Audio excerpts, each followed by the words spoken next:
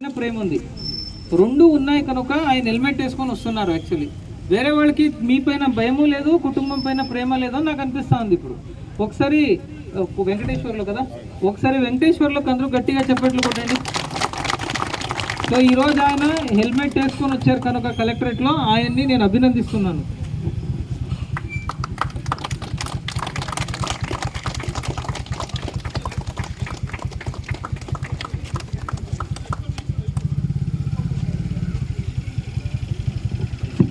So రేపు అంటే ఈరోజు ఇప్పుడు వీళ్ళంతా ఏం కాదు, ఇది ఎక్సర్సైజ్ జరుగుతూ ఉంటుంది ఈరోజు.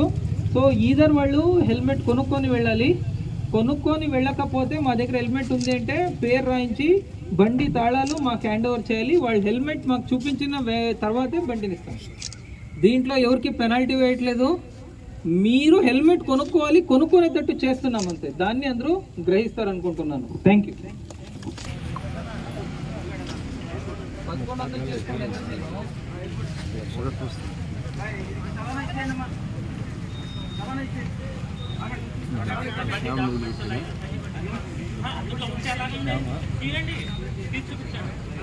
శ్యామ్ గారు కొంత ముందు సార్ సార్ సార్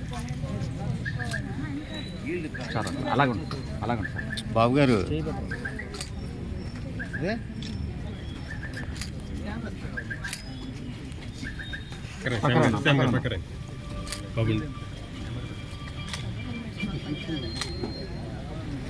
రైట్.